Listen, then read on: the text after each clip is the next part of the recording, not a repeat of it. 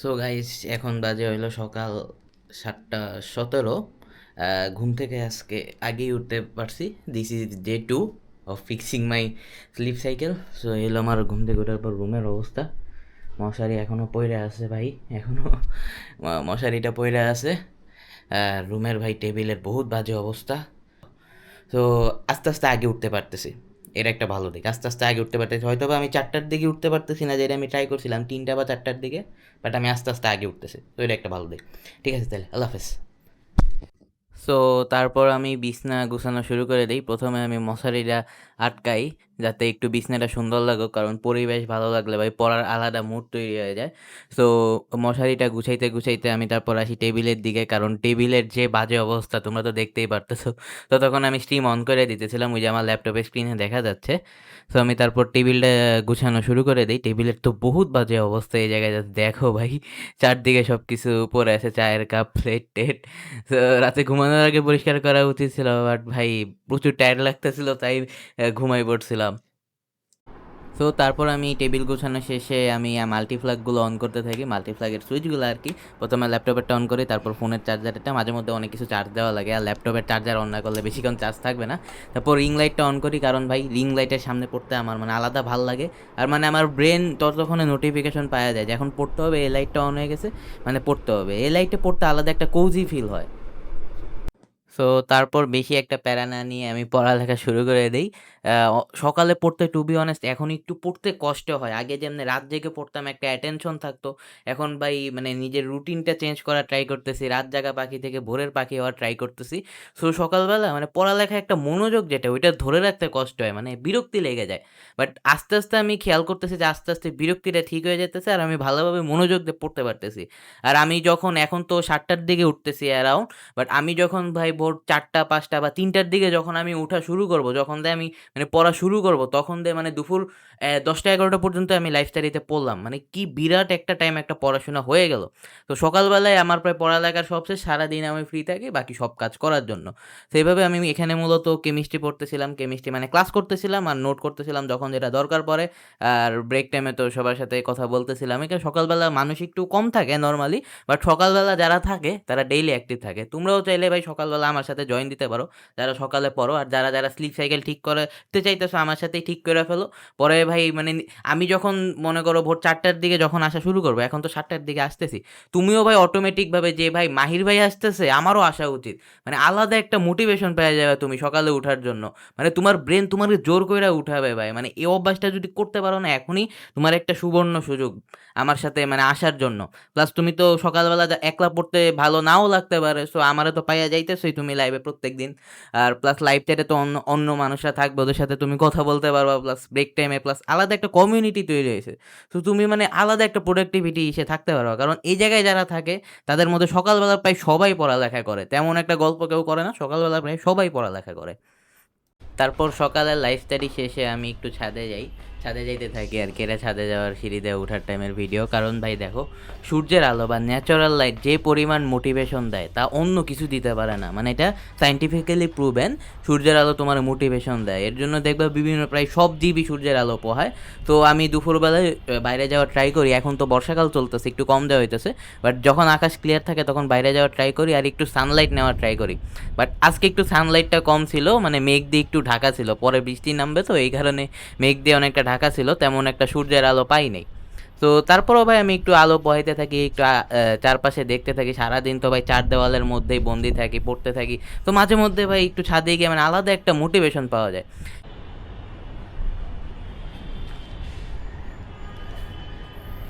So guys, ছাদে আসলাম, ভাবলাম রোদ পোহাবো, বাট ঝামেলা কী হলো, রোদ নাই এখন। যদি আকাশটা দেখো তোমরা, মেঘলা মেঘলা আকাশ, হালকা পুরোটাই এবার মেঘনা, মানে কোনো কোনো রোদ নাই এখানে, বর্তমানে কোনো রোদ নাই।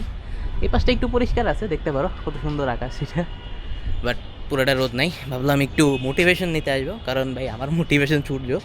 যারা আমার লাইফ স্ট্রিমে প্রায় প্রত্যেক দিন যারা অ্যাক্টিভ থাকো তারা জানো আমি কী পরিমাণ ভালোবাসি ন্যাচারাল লাইটরে। হ্যাঁ, কিন্তু আফসোসের বিষয় আমার রুম বিল্ডিংয়ের পিছের সাইডে হওয়ার কারণে, মানে এই যে একদম পিছের সাইড বিল্ডিংয়ের এইদিকে এদিকে হওয়ার কারণে সূর্যের আলো আসে না, সূর্যের আলো প্রপারলি আসে না। প্লাস মানে মেইনলি ওটা গেস্ট রুম বলা যায়, সো রুমটাও ছোটো। প্লাস মানে সব কিছু মানে জানালাগুলো ছোটো, আলো আসে না, সব দিক দিয়ে একটু বাঁশ খেয়ে গেছি। তো এই কারণে ন্যাচারাল লাইটটাই পাই না আমি। তো আমি প্রায় প্রত্যেক দিনই ছাদে আসি, ছাদে এসে এমনি রোদ পোহাই যাতে একটু ডোপামিন নিতে পারি। বাট আজকে তেমন একটা রোদ নাই, এই যে হালকা মেবি একটু পাইলাম রোদ, হালকা হালকা পাইতেছি, বাট ফুললি যে আলোটা ওটা এখনও পাই নাই। সো এটা তো আর কিছু করার নাই, বাট একটু একটু হাঁটাহাঁটি করি, একটু এক্সারসাইজ করি, কী বলো? ঠিক আছে। আচ্ছা গাইস, আমার কি পুশ আপ দেওয়া উচিত বুঝতেছি না, দিব পুশ আপ দিব? আমার জান বাইরে যাবে পুশ আপ দিতে।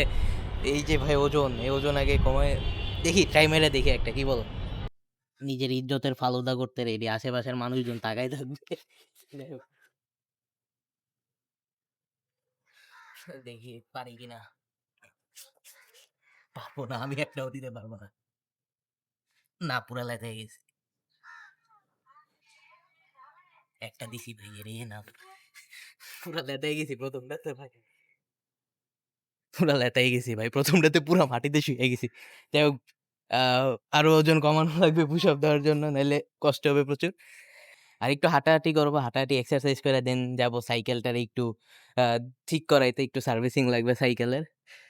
তো তারপর আমি গান গাওয়া ট্রাই করি, আর তোমরা জাস্ট আমার কণ্ঠটা শুনো।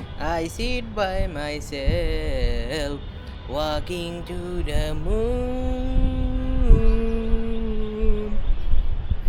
trying to catch you. ভাই আমি জানি আমার কণ্ঠ অত সুন্দর না, আমি মনে হয় টকিং রে ওয়াকিং বলে দিছি কিছু একটা। যাই হোক ভাই, একটু নলামি করে ফেলাইছি। তো গাইস, কিছুক্ষণ আগে ছাদ থেকে বাসায় আসলাম, একটুক্ষণ পর সাইকেল নিয়ে একটু বেরোবো, কিন্তু বাসায় আসার সাথে সাথে ইয়েস, সূর্য মামা উকি দিয়ে ফেলেছে। নাইস ভাই, এতক্ষণ ছাদে আসছিলাম, রোদের দেখা তো পাই নেই বলতে গেলে, দেখতেই তো।